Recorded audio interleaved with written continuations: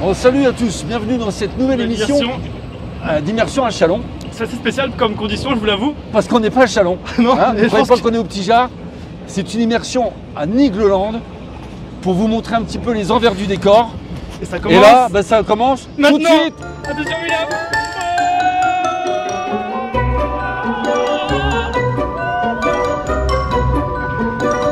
Et ben voilà. On est arrivé, finalement. Voilà, c'est une immersion aujourd'hui qui est un peu particulière effectivement, mais c'est un parc champenois, très connu des Champenois. On s'est dit, mais après tout, pourquoi on ne vous montrerait pas pendant Halloween, Ce qui se passe avant. en plus, bah, l'envers un petit peu du décor de certains manèges. Et là, vous allez pouvoir voir les images de l'Alpina dans lequel nous sommes aujourd'hui. On est avec Mathis. Salut Mathis. Bonjour. Donc toi, tu es responsable de toute cette machinerie. Exactement. Qui la contrôle, etc. Et puis bah, tu vas nous montrer tout ça. On va te suivre. Pas de souci. Allez, c'est parti. Et bon, on y va. Hop, du coup, je vais commencer à démarrer l'attraction. Ouvrir les volets de la station. Donc tu contrôles absolument tout, c'est-à-dire si le train se comporte bien, la moindre petite anomalie, c'est toi qui vas la détecter. Exactement. Du coup, là, je me suis connecté. Maintenant, on va aller faire le contrôle de mes trains. Donc, tout ce qui est graissage, vérifier les roues, les criquets anti-retour, c'est tout ce qui se prend dans la chaîne. Ok, Et puis voilà. Et après, on ira sur le parcours. très bien. Donc chaque train embarque combien de personnes? 16 personnes. 16 personnes par, C'est ça, par ouais. train. Faites attention à la tête parce que Oui. c'est un petit peu bas ici. Donc là, on est sous le train avec tout le système roue d'aimant, j'imagine. C'est ça. Hein, c'est un système d'aimant donc pour tout ce qui est accélération, Ah non, freinage. le plus les freins. C'est plus les freins? Oui, parce que nous, on a un lift, c'est la montée. Et dès qu'il quitte la montée, c'est l'inertie D'accord. qui l'entraîne. Ça fait combien de temps que tu es là, toi, Mathis? C'est ma 4e saison et c'est ma 3e saison sur l'Alpina. Du coup là, je vais graisser les roues et en même temps que je les graisse, je vais en profiter pour voir qu'il n'y ait pas des petits pets, D'accord. qu'il n'y ait pas du blanc ici, ça veut dire que la roue est morte, une poussière blanche et je vais contrôler. D'accord. Il y a combien de roues? Je me suis jamais amusé à les compter. Et si j'ai un souci sur une de mes roues, j'appelle la maintenance et ils viennent contrôler. D'accord. Donc maintenant on va vérifier la lame de frein, c'est ce qui permet d'arrêter le train une fois qu'il a fini son tour. Ouais. On va vérifier le criquet, c'est ce qui permet d'entraîner le train tout en haut de la Parce montée. qu'on entend le clic, clic, clic, clic, clic à Alors chaque non. fois, c'est lui? Non, c'est pas lui, c'est pas celui lui juste à côté, ça c'est le D'accord. criquet anti-retour. Comme D'accord. ça, imaginons si la chaîne vient à casser ou alors le train se bloque dans le lift, donc la montée, ça va le bloquer pour éviter de repartir en arrière. Ok. Et donc ça, pour expliquer pour les gens qui nous regardent, Alors ça c'est une lame de frein, il y en a une sous le train, comme ça dès qu'il arrive en station ou dans la zone de frein, les freins vont venir se fermer et ça va arrêter ok, le train. ok. Du coup je vais juste taper dessus, excusez-moi, pour voir qu'elle ne soit pas desserrée. Là on va lever le criquet, et pareil criquet anti-retour, pour voir si on le lève et qu'il reste bloqué en haut, c'est qu'il y a un problème. Il Ouais. faut toujours qu'il redescende, et pareil le petit silencieux, ça c'est ce qui nous évite d'entendre le clac clac clac clac, D'accord. voir qu'il redescend bien. Et on a 2 criquets anti-retour sur le train, il y en a un deuxième juste ici. Et là je vais vérifier sous la station, voir qu'il n'y ait pas aussi des pièces qui soient tombées, des choses comme ça. Ok. C'est ça. Là on est sous la station, pendant qu'on tourne la journée, il y a le train qui est au-dessus, les gens embarquent, débarquent, etc. Ouais. On se retrouve en dessous. Donc pareil, on va venir contrôler qu'il n'y ait pas de boulons, des pièces comme ça qui soient tombées. Et en même temps, on va récupérer les objets que les visiteurs font tomber, comme des mouchoirs, des porte-monnaies, des choses comme ça.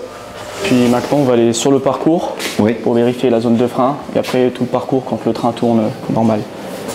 Du coup là, on va arriver dans la zone rouge. On appelle ça les zones rouges, les zones qui sont fermées, où il y a un risque avec les trains. Du coup, il y a des barrières pour éviter que les visiteurs escaladent. Et les Il y en a clés- qui essayent des fois, non? C'est jamais arrivé quand même. Non, pas à ma Non. connaissance, mais souvent ils essayent de tendre le bras pour récupérer un objet qui est près du grillage. ouais. Et du coup, la clé que j'ai là, c'est ce qui me permet de me maintenir en vie. Imaginons, je suis sur le parcours, il y a un technicien qui veut envoyer un train, il ne pourra pas parce que sans cette clé-là, on ne peut pas démarrer l'attraction. D'accord. Donc ici, on va venir contrôler aussi, c'est que du visuel souvent. Contrôler qu'il n'y ait pas des boulons, des choses comme ça qui soient tombées, récupérer les objets des visiteurs qui sont tombés durant le tour. Tu peux nous parler un peu du parcours est-ce qu'il y a looping? Est-ce qu'il y a... Enfin, tu vois un petit peu ce que fait ce Alors il fait 33 mètres de haut, 33 mètres? il va à 100 km/h environ. Il y a 0 looping. Par contre, il y a des bons airtime. Ouais, C'est ce que les fans de parc cherchent. ouais. C'est le plus intéressant. Les airtime, c'est des où on a un peu levé du siège, comme un peu en apesanteur. Ouais. Et c'est les meilleures sensations, on va dire. le constructeur d'une telle machinerie, là, c'est français, c'est qui? Alors non, le constructeur de cette attraction, c'est du Mack, c'est la famille qui gère Europa Park. D'accord. Et qui ont vendu à Nigloland. D'accord, c'est Europa qui fournit. Attends, c'est une bonne info ça. C'est comme, en fait, la famille Mack de base était dans les attractions pour les créer. Ouais. Et après ils ont créé Europa Park pour faire une sorte de vitrine. Et après maintenant c'est Europa Park qu'on le connaît actuellement. Génial.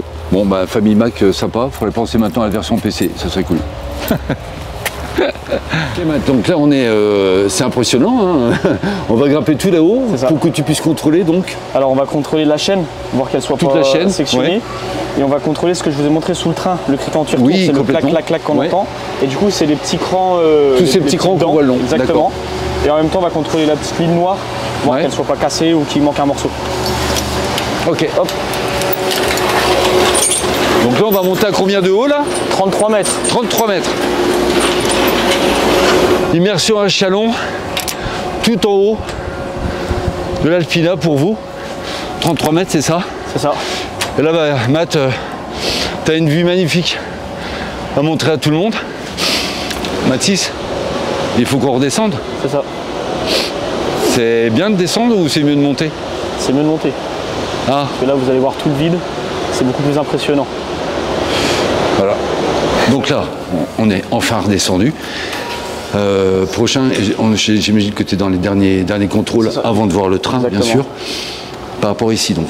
Donc là je vais venir contrôler les pneus, qu'ils ne soient pas dégonflés, crevés, des choses comme ça. Ouais. Et on va venir contrôler les frotteurs, c'est les petites lames grises que vous voyez.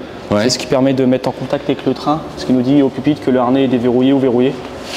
Oui, parce que là on est donc dans la zone de départ, hein. C'est ici que ça se passe. Hein. Ouais. Embarquement et débarquement. Et une fois qu'on a contrôlé la station, on a exactement la même chose au niveau du transborder. Le transborder, c'est ce qui permet, c'est un rail qui va bouger une table de transfert. Ouais. Et ça permet de sortir les trains ou d'ajouter, enfin de sortir, de ranger, etc. Du coup, là, on retrouve la zone de frein. Et comme je vous ai expliqué, sous le train, il y avait une lame. Oui, qui passe là. La lame passe entre les deux. Et c'est ce qui permet de freiner le train ou pas. Si j'ai un train en station et que l'autre est sur le parcours, tant qu'il n'est pas arrivé ici et qu'il n'a pas passé les petits capteurs, impossible d'envoyer le deuxième train. D'accord. Du coup, on se retrouve sous le lift. Donc pareil, c'est plus un contrôle visuel, on va contrôler qu'il n'y ait pas des gros tas de graisse sous le lift, sous le gros boîtier qui permet de faire tourner la chaîne, qu'il n'y ait pas des boulons, des pièces qui soient tombées. Du coup, là, on se retrouve dans la zone de pilotage, donc la clé, je vais l'enclencher, donc ça c'était la clé qui nous permettait de rester en vie, d'éviter d'envoyer un train pendant qu'on faisait les contrôles. Et du coup maintenant je vais démarrer la traction. Et une fois que j'ai fait ça, je vais pouvoir rajouter mon train sur le parcours. Donc là on a un deuxième poste de pilotage, donc c'est pour le transborder, donc la table de transfert comme je vous ai dit tout à l'heure, c'est ce qui va nous permettre de sortir et ajouter les trains.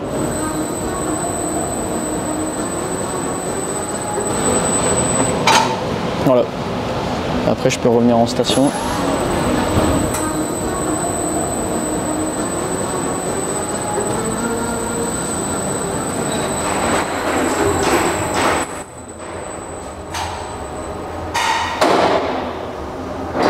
Ça y est, le train est en gare, si je puis dire. Donc là, tu contrôles. Donc là, maintenant, on fait la partie au-dessus du train. Donc on va venir contrôler les harnais. Donc je vais tous les fermer un par un. Je vais attendre 10 secondes environ. Parce que imaginons j'ai un vérin qui est cassé ou qui fuit, le harnais automatiquement il va s'ouvrir un tout petit peu. Et après je vais faire un tir long et fort. Ça c'est ce qu'on attend tous, hein, les manèges, qui contrôlent bien les harnais. C'est essentiel les harnais. Hein. Donc maintenant on va faire un tour à vide. Un tour à vide. Entendre comment le train se comporte, s'il n'y a pas des bruits anormaux. Ouais. Et bah, vérifier tous les bruits, les choses comme ça, et s'il finit bien le parcours.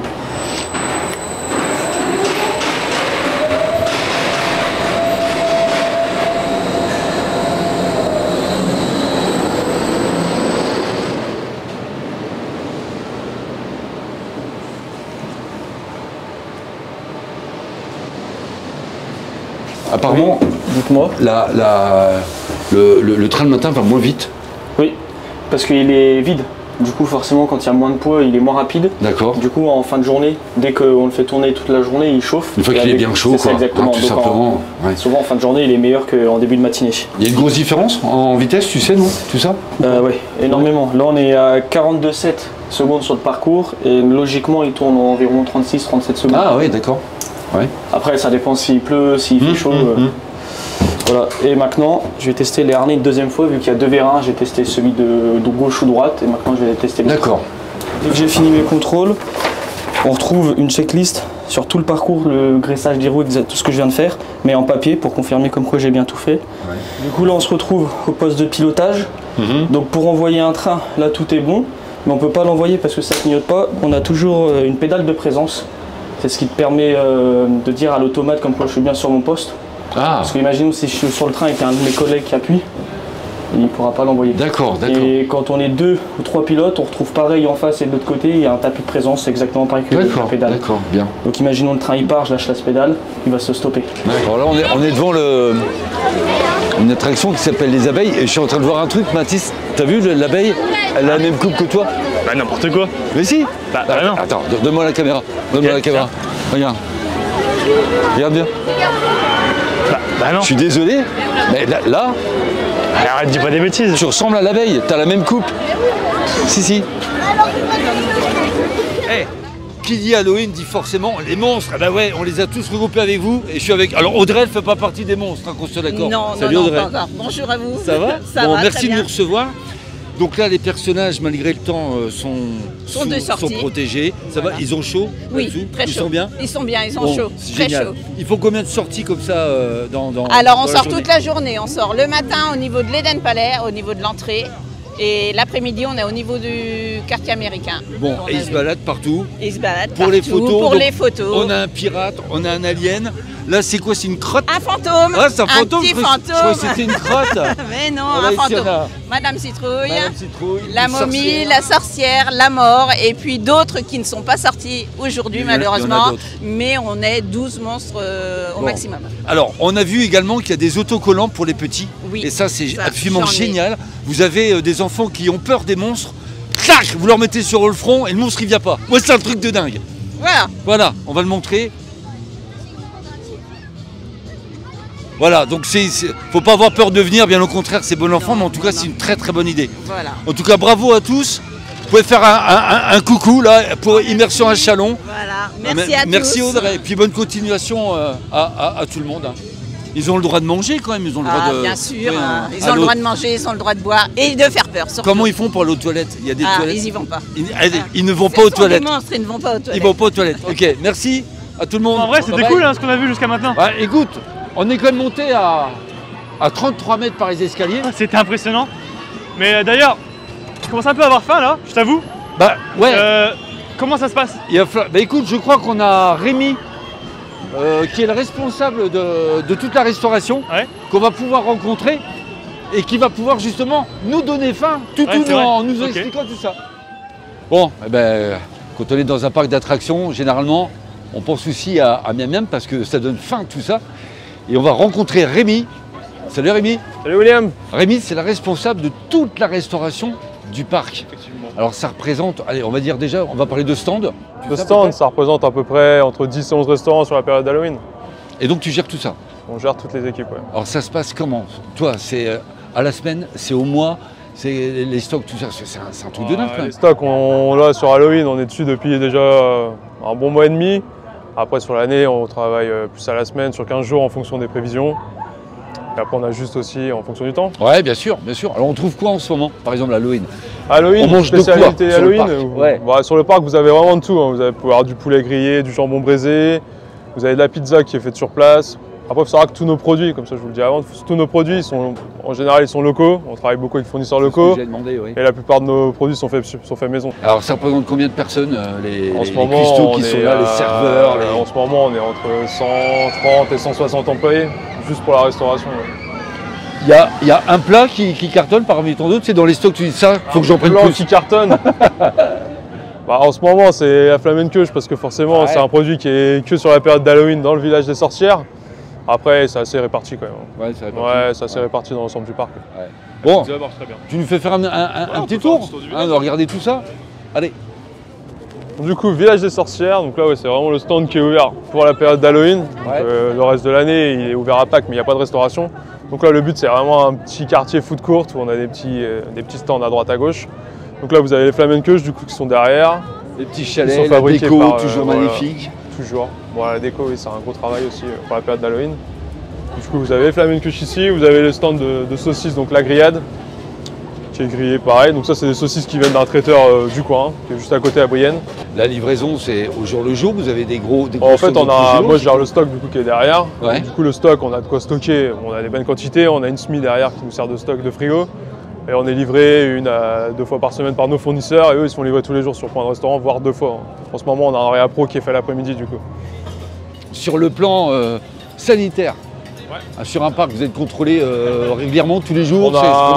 Bon, moi je fais le tour tous les jours des restaurants pour garder quand même un niveau d'hygiène qui doit être irréprochable parce que vu le nombre de personnes qu'on voit passer, après on a un contrôle 1 fois par mois qui est d'analyse de surface plus d'analyse alimentaire. Ouais, ça c'est 1 fois par mois, voilà, température, puis analyse microbiologique. Ok. Allez, après une première matinée sous le vent, sous le froid, mais enfin en tout cas c'est toujours des bons moments. Petite restauration avec des bonnes frites. Bon Matt, Ouais. on vient de prendre un petit déjeuner, la petite tour de carrousel tranquille, hein, ça fait pas mal au cœur, on est C'est bien. pas mal, franchement, c'est cool. On est plutôt pas mal. Alors tu sais que dans ce parc-là, tu sais à peu près combien de personnes travaillent là? Est-ce que tu sais? Je dirais une centaine. Et on pourrait croire, hein. Figure-toi qu'il y en a 400. 400 personnes. 400 personnes travaillent dans le parc. Ah ouais, donc c'est énorme, ouais, c'est C'est vraiment énorme. ouais. D'accord, ok. Et la plupart viennent de Troyes en fait. En cheval. Ils viennent à cheval, voilà. Cheval de Troyes. Le fameux cheval de Troyes, c'est ça. Et d'ailleurs, pour ceux qui viennent de Châlons, il faut savoir qu'il y a à peu près 1 heure, 1 heure et quart de route. Ouais, c'est ça, 1h15. Ouais. On est sur à peu près ça. Matt, Ouais. c'est quoi ce truc derrière là qui dit coucou? Je connais pas quoi. Ah, Niglo. Niglo. Bah, c'est le nouveau filtre de Nigloland sur, Un filtre ça? ah oui, sur Snapchat et Instagram. Sur quoi sur? Snapchat et Instagram. C'est quoi Snapchat? Instagram. Bon, toujours une super déco hein, Bah, c'est au vrai que niveau là, d'Halloween. Hein. C'est Dans beau, le parc hein. entier en plus, c'est dingue, tout le parc est métamorphosé. Et d'ailleurs, il faut savoir que le directeur artistique, il fait en sorte de rendre les décorations non terrifiantes, mais plutôt effrayantes, sans non plus terrifier les enfants. Ouais. Il fait en sorte d'avoir un décor qui fait quand même peur, mais pas trop pour les enfants. C'est une déco impressionnant. famille, hein. C'est Ah la bah. famille. Alors il faut savoir aussi que tous ces légumes, ce sont les producteurs locaux Oui, effectivement. qui oui, les c'est vrai. apportent. Dans le tour du coup de Dolencourt. Ah ouais, C'est vrai que super. c'est super. impressionnant. Ouais, Franchement, c'est c'est beau top. comme tout. On continue C'est la beau comme visite. tout. Allez, on continue. Bah William, qu'est-ce que tu fais William, bah, pourquoi tu pousses? C'est écrit, pousser. Mais il n'y a rien qui se passe, je comprends pas. Les postes de secours, bah oui, forcément, il y a les secours aussi. Mais ils sont combien à gérer tout ça? Et là, on a Émeric. Bonjour. Salut Émeric. Enchanté. Émeric, là, on est en train de se promener sur le parc. Vous êtes combien ici sur place en cas de pépin? J'imagine que vous êtes du monde. Là, on est 3 secouristes aujourd'hui. 3 pour tout ça? C'est ça, exactement. 3 secouristes. C'est marrant, ça attendrait à ce que vous êtes une flopée, quoi. Mais, Non, seulement 3 pour gérer l'ensemble des visiteurs sur le parc aujourd'hui. Et là, le poste dans lequel on est, c'est le seul? Vous Seul. avez plusieurs... Non, c'est le seul poste de secours du parc.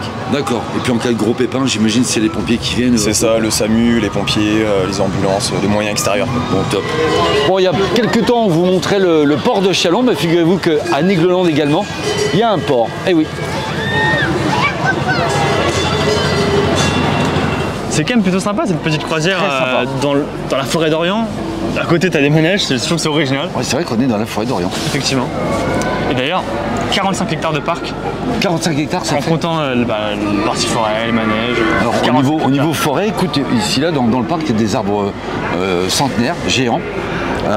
On est sur une rivière qui est naturelle Protégé, et protégée, effectivement. avec des On gros a- poissons d'ailleurs. Avec des gros poissons, c'est Je les ai génial. vus hein. juste avant. Et 170 arbres et 4200 fleurs. Tu te rends Ah compte? oui, d'accord, C'est plutôt sympa. incroyable. Plutôt sympa. Je sais pas si tu sais, mais Nigloland est le premier parc d'attractions français. Je suis au courant, mais c'est dans la catégorie moins d'1 million de visiteurs. Ouais, tout à fait, tout à fait. Ce qui est déjà énorme. Ce qui est déjà énorme. Ce qui est énorme. Magnifique, Pour un parc magnifique. où, en plus, pas pendant l'hiver, il ferme à partir de tout à dimanche. fait. là. Non, c'est très chouette. Leur symbole, tu connais? La mascotte? La on va dire. mascotte, le renard. Non, les hérissons. Le Et hérisson. d'ailleurs, je sais pas si tu sais, mais régulièrement, ils font des lâchers d'hérissons dans le parc pour préserver l'espèce. Pour préserver l'espèce, c'est génial. Tout ce qu'on espère, c'est qu'ils ne fassent pas le lâcher depuis la tour. Ouais. Allez, là on est au donjon de l'extrême, cette fameuse tour que tout le monde redoute. On est à 100 mètres de hauteur. C'est une tour rotative, la plus haute du monde. Je parle bien de rotative, c'est la plus haute du monde. Une descente à une centaine de kilomètres/heure en 3 secondes de chute libre. Franchement, c'est quelque chose.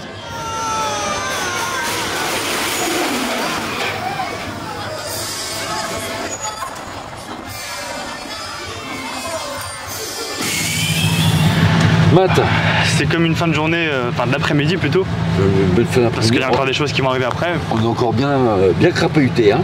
Franchement, ouais. Hein, C'était sympa. bien sympa. D'ailleurs, faut dire aux gens quand même que le parc va fermer dimanche. Là, on est sur les derniers jours de Nigloline. Ouais, c'est le moment, hein, c'est le moment si vous voulez y aller là. Vous avez encore cette semaine. Et ensuite, retour début du printemps pour l'événement qui est nouveau, je crois bien, de cette année, le printemps de Niglo. Le printemps de Niglo. Avec une thématique et des décorations. Voilà. Et voilà. Mais alors, on va vous laisser parce que il y a d'autres images après, nous on va vous dire au revoir maintenant. Mais c'était pour parler du feu aussi. Il y a un feu d'artifice qui est tiré tous les soirs pendant la période de Nigloline, qui commence de début octobre jusqu'à début novembre finalement. Donc ça fait un mois de feu d'artifice. Ouais, exactement. Et donc pour finir cette journée, le petit concert aussi. Un petit concert. Avant le feu d'artifice. On va vous filmer un petit bout de tout ça, bien entendu. Ben ça y est, c'est le concert, on vous l'avait dit. Ah non. Là, ça c'est un concert.